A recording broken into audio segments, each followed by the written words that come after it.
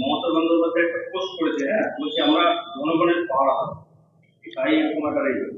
সারা পশ্চিমবঙ্গের মানুষ প্রতিদিন টিভির পর্দায় দেখছে কারা পাহারাদার আর কারা লুটেরাদার, প্রতিদিন দেখছে। একটা নির্বাচন হয়েছে মানে এমন নয় যে বাংলার মুখ্যমন্ত্রী এখানটাই ভগ্নী নিবেদিতা হয়ে গেছে।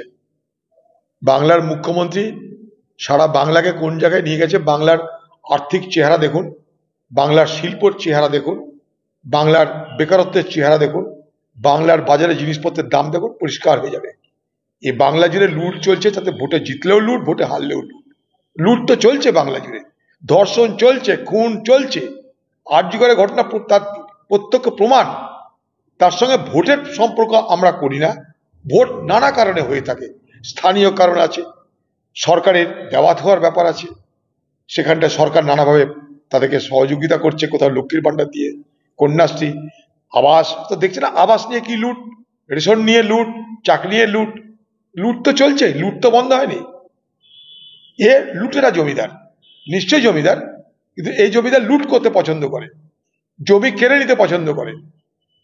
জমি কেড়ে নিয়ে জমিদার হয়েছে, জমি লুট করে জমিদার হয়েছে যারা, তাদের শিরোমণির নাম বাংলার মুখ্যমন্ত্রী। তাই নিজের কথাটাই তিনি স্বগতিক স্বরে বলেছেন, তার নিজের ভাবনাটা তিনি ব্যক্ত করেছেন বলে আমার মনে হয়।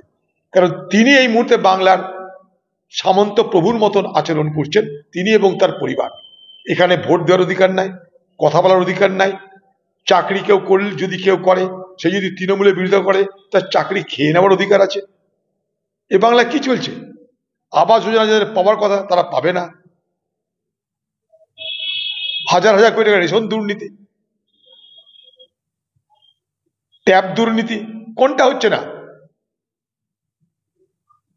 বাংলার মুখ্যমন্ত্রী যদি বলতো আমি দুর্নীতি মুক্ত বাংলা গড়ব, মানাতো। ভোটে জিতে তার অহমিকা প্রকাশ পাচ্ছে, তাই তিনি নিজের সেই ঔদ্ধত্য প্রকাশ করছেন। সব থেকে বড় জমিদারি তৃণমূল চালাচ্ছে বাংলায়, সব থেকে বড় জমিদারি চালছে। যে জমিদারিতে তৃণমূলের উপরে কথা বলার কেউ নেই, মানুষের কথা বলার অধিকার কেড়ে নেওয়া হয়েছে। এ বাংলা ক্রমশ কৃতদাসের রাজ্যে রূপান্তরিত হচ্ছে। হ্যাঁ, বাংলায় শুধু জমিদার মমতা ব্যানার্জি, তার পরিবার কথা বলবে, আর কেউ কথা বলবে না। বাকি সব প্রজা, দিদি আমাদের এখানকার জমিদার, তিনি রাজা, তিনি রানী, তিনি সবকিছু। এটাই তো বাংলা।